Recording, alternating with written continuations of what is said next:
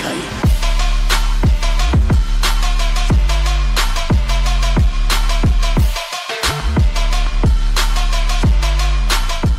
Nagulat ng husto si Naok dahil sa biglang pagtatanong ni Soryong kung sino itong bastardo.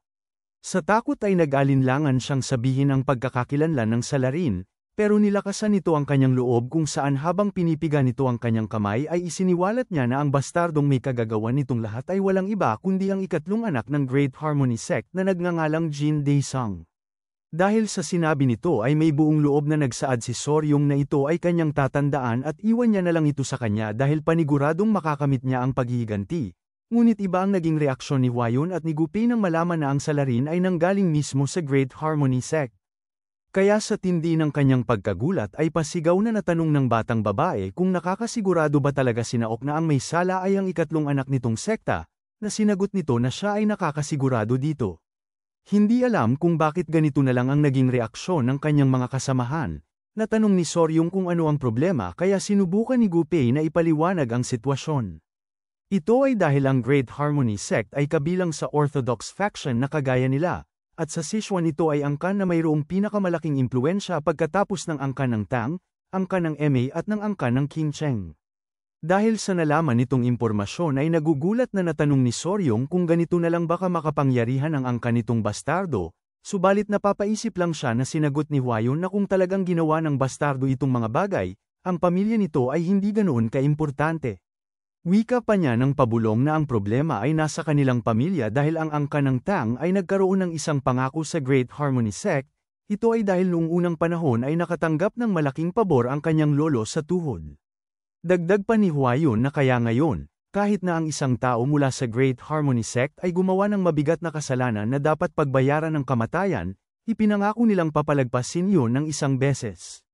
Hindi naman lubos maisip ni Soryong na mayroong isang protection card ang ganitong sekta kaya siya ay natigilan sa kanyang kinatatayuan habang naiisip itong bastardo. Nagsaad pa si Hwayon na ang mundo ng Murim ay labis na pinahahalagahan ang mga panata at pangako. Lalo na kung ang isa ay isinusumpa ito sa kanilang martial arts, pangalan ng pamilya o titulo kaya hindi ito kailanman dapat masira. Nang bigla na lang naagaw ang atensyon ng ating bida dahil sa biglang paglapit ni Naok at pagtatanong kung mayroon bang problema. Ito'y kaagad niya namang sinagot na ito'y wala at nasurpresa lang siya dahil ang tao na kanyang tinukoy ay isang malaking tao. Samantala nagsaad si Hwayon na sisimulan nila ang laban kaya huwag itong mag-alala at magpahinga na lamang dahil sila na ang bahala sa bagay na ito. Sa tuwa ay naiyak si Naok kung saan habang pinupunasan nito ang kanyang mga luha ay nagsaad siya na hindi niya alam kung paano makakabigay ng pasasalamat sa kanila at hindi niya lubos maisip na makakapaghiganti na sila sa may kasalanan ng pagkamatay ng kanyang nakababatang kapatid na si Nayon. Nang bigla na lang itong nanghina at kasabay nito ay ang pagkaubos ng kanyang lakas kung saan mabilis na natumba si Naok sa sahig na siyang labis na ikinabahala ng grupo. Ipinaliwanag naman ni Hwayon na huwag silang mag-alala dahil siguro ay naglaho lang ang tensyon na nararamdaman nito. Kasunod noon ay ang pag-utos niya na una ay kailangan nilang dalhin itong babae sa pamilya ng Tang upang makapagpahinga. Dahil sa hindi inaasahang mga tagpo, nagsaad si Gupei kay Soryong na hindi niya akalain na ang sitwasyon ay mas lalong komplikado kesa sa kanilang inaasahan, na pinasangayunan ng ating bida at nagsaad siya na kailangan nila munang makipag-usap sa matandang patriarka at sa patriarka patungkol dito. Wika pa niya na kahit nagkaroon sila ng pangako noon, paniguradong magbabago ang isip nila sa bagay na ito. Kinabukasan ay pumunta tayo sa pangunang bulwagan ng pamilya ng angkan ng Tang. Dito sa loob ay makikita natin ang dalawang patriarka kasama ng dalawang bata na si Soryong at Hwayon na nakaupo ng magkaharap sa isang lamesa. Nagsalita ang matandang patriarka na ang Great Harmony Sect ay isang prestihiyosong angkan sa Sichuan, bagamat hindi niya lubos maisip na mayroong isang nakakahiyang anak ang maipapanganak sa marangal na ama nito.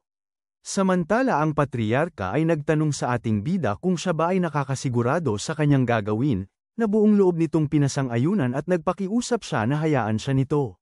Subalit kahit na naaawa ang patriarka sa sitwasyon ng babae, iginiit niya na ang pangako na ginawa ng kanilang naunang namumuno ay direktang nakatali sa dangal ng pamilya ng Tang kaya kung magbibigay sila ng eksepsyon dahil sa awa, papaano na pagkakatiwala ang muli ng iba ang kanilang salita o papaano ang mga ito makakabuo ng kasunduan sa pamilya ng Tang. Nang bigla na lang napatayo ang patriarka sa kanyang inuupuan, Kasunod noon ay ang pagsasabi niya na pinagbabawalan niya ang mga lason o kadugo ng pamilya ng Tang na tulungan itong babae. Ang sinabi nito ay labis na ikinagulat ni Soryong at ikinabahala kung saan siya ay napanganga ng husto. Pagkatapos ay ang kanyang hindi pagsang-ayon at pagsabi na muling isipin ng patriarka ang kanyang ginawang desisyon, pero iginiit lang nito na wala siyang may kinalaman dito. Pag-alit namang nagsaad si Soryong na huwag niya itong sabihin pero bago pa mas lalong uminit ang tagpo ay bigla na lang siyang hinawakan ng kanyang kasintahan sa kanyang kamay.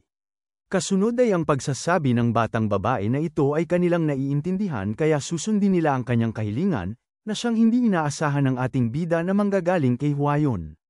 Bagamat ipinaliwanag nito na ang ibig sabihin lang ng kanyang ama na hindi nila pwedeng gamitin ang laso ng angka ng Tang para maiwasan ang hinala sa pagkakasangkot ng kanilang pamilya, at kung si Soryong mismo ang hahakbang dito ay papayagan siya nito. Wika pa niya na ito ay dahil si Soryong ay hindi nanggaling sa dugo ng angka ng Tang, na may tuwalang na sinagot ng patriarka kung ano ang ginagawa ng mga ito at hindi ba ito aatras. Naunawaan ang ibig ipahiwatig ng patriarka ay nag-iba ang reaksyon ni Soryong. At dahil marami pa silang kailangang gawin para tulungan sina Ok, inimbitahan niya si Soryong na sila na ay magpatuloy. Sa tuwa dahil nagawa nilang makakuha ng permiso ay napaangat si Soryong ng kanyang dalawang kamay at naisip na sa ngayon ay ang kanyang pagkakataon para patunayan ang kanyang abilidad bilang manugang ng angka ng Tang. Dagdag pa nito habang nagpapalabas ng may pananabik na mukha na ito ay para lang gaya ng isang batas sa isang organisasyon na mayroong papahirapan sa panahon ng inisyasyon. Makalipas ng ilang oras pagkatapos ng kanilang pagpupulong ay pumunta tayo sa labas ng bulwagan, dito ay makikita natin si Gupei na kinakausap ang ating bida habang kinukuha ang isang kasulatan at nagsasabi na maaari siyang magkaroon ng permiso pero hindi niya dapat ilantad ang kanilang angkan, dagdag pa niya na maingat niyang susuriin ang galaw nitong bastardo gamit ng beggar sect, na pinasang-ayunan ni Soryong sa pagsasabi na ito'y iiwan niya sa commander. At ang una nilang hakbang ay ang pagsubaybay sa kinaroroonan ni Jin Daesung at ng kanyang galaw kung saan si Gupei na isang miyembro dati ng Poison Annihilation Unit ay kinuha ang gawain sa pangangalap ng impormasyon. Lumipat bigla ang eksena habang makikita natin ang pagpasok ni Soryong sa isang silid ng nakangiti. Dito sa loob ay naroon ang kanyang kasintahan na si Hwayon kasama sina Ok. Nang siya ay makalapit ay kaagad nitong natanong sina Ok kung nagkaroon ba ito ng magandang tulog kahapon, na sinagot nito ng oo at nagpasalamat sa kanilang pangangalaga. Muli namang napangiti si Soryong dahil sa mga tagpo, ito ay dahil sina Ok ay nagdesisyon na manatili sa angka ng Tang pansamantala at dahil ngayong nagawa nitong maligo, nakapagpalit ng damit at nag-ayos ng kanyang buhok, pansin na nito ngayon ang maganda nitong mukha. Kasunod ay ang pagsabi niya na dinala niya ang gamot para sa mga peklat nito na galing sa angka ng Tang, kung saan inilapag niya ang isang maliit na supot sa lamesa. Kaagad namang nanghingi ng pasasalamat sina Ok at nagsabi na hindi niya alam kung papaano niya mababayaran ang kabaitan ng mga ito. Kaya nagpatuloy si Soryong na umupo sa kanilang tabi at may pananabik na natanong kung maaari ba siyang magtanong ng ilang katanungan patungkol sa mga crickets, na malugod na pinasang-ayunan ng babae. Nagpatuloy si Soryong sa una niyang katanungan, subalit sa kalagitnaan ng kanyang pagsasalita ay bigla na lang bumukas ang pinto ng silid kung saan ito ay si Gupei na natatarantang tinatawag ang ating bida. Nagtataka kung ano ang mayroon, natanong ni Soryong kung ano ang pakay ni Gupei. Ito ay dahil inakala niya na ito'y nagpatuloy para mangalap ng impormasyon subalit kaagad lang itong hinihingal na bumalik. Ipinaliwanag naman ni Gupei na bumalik siya dahil nakasalubong niya ang isang bisita, na siyang ipinagtaka ng ating bida. Pagkatapos noon ay ang pagpasok ng isang matandang lalaki na mayroong mahabang balbas at may suot na takip sa ulo. Nagulat naman itong misteryosong matanda sa oras na siya ay makapasok, kasunod ay may tuwa niyang pagsabi habang inaalis ang kanyang suot na takip sa ulo na hindi ba ito ang batang nakalalasong bulaklak at matagal silang hindi nagkita, na siyang ikinagulat lang ni Hwayon at Soryong. Dali-dali namang nagpakilala si Hwayon at nagbigay pagrespeto. Ito ay dahil ang matandang lalaking ito ay ang tinaguriang beggar emperor. Dahil hindi ito kilala ng ating bida, pinagsabihan siya ni Hwayon na magpakita ito ng tamang pag-uugali. Ito ay dahil ang matandang lalaki na nasa kanilang harapan ay isa sa 3 emperors na kinabibilangan ng Fifth Emperor, na siyang hindi naman inaasahan ng ating bida kaya napanganga ito ng husto sa pagkabigla. Pagkatapos ay dali-dali din siyang nagbigay pagrespeto at nagpakilala bilang si Wei Soryong, Ngunit nagsaad lang ang Beggar Emperor na nagtaka siya kung anong klaseng tao ito dahil ang Fist Emperor ay inilipat ang martial arts nito sa kanya. Nagawa namang makilala ni Naok itong matandang lalaki, kaya natanong ng mga tao sa loob kung magkakilala ba sila ng elder. Ipinaliwanag niya na siya itong pulubi na naging kaibigan niya sa lungsod ng Sangdo at wala siyang ideya na ito ay kilalang tao kaya nanghingi siya ng kapatawaran sa kanyang kabastusan, subalit iginiit lang ng Beggar Emperor na ito ay maayos lang dahil siya lang naman ay isang matandang lalaki na nakatago sa dulo ng silid. Nagtataka kung bakit ito nandito, natanong ni Huayun kung bakit ang Emperor pumunta sa angkan ng Tang at marahil narito siya dahil sa bagay patungkol sa Great Harmony Sect, na may tuwang sinagot nitong matanda na gaya ng kanyang inaasahan sa nakalalasong bulaklak, siya ay matalino. Bigla namang nag-iba ang reaksyon ng batang babae at natanong kung siya ba ay nandito para sila ay pigilan. Na mabilis na sinagot ng Beggar Emperor na hindi. Kasunod noon ay ang pagsasabi niya na papaano niya ang mga itong pipigilan habang nalalaman ang sitwasyon ng nakakaawang babae. At dahil wala siyang konkretong pruweba ay hindi siya malayang makakatulong kaya pumunta siya dito para mag-alok ng kaunting tulong na makakaya niyang gawin, kaya natanong siya ni Soryong kung papaano niya itong magagawa nang hindi mismong kumikilos. Nang bigla na lang napaturo ang matandang Beggar Emperor ng kanyang daliri sa kanyang ulo, pagkatapos ay ang pagsasabi niya na ito ay sa pamamagitan ng impormasyon at ito'y ginagawa niya dahil nais niyang malaman kung papaano ito haharapin ng tagapagmana ng Fist Emperor.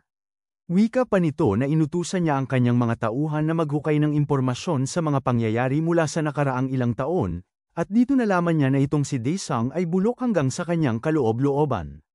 Dagdag pa nito na ito ay isang tunay na salot na nang-aabuso ng mga babae at pumapatay ng walang pag-aalinlangan, at ang tanging rason lang kung bakit hindi ito nahuhuli ay dahil sa kapangyarihan ng kanyang pamilya.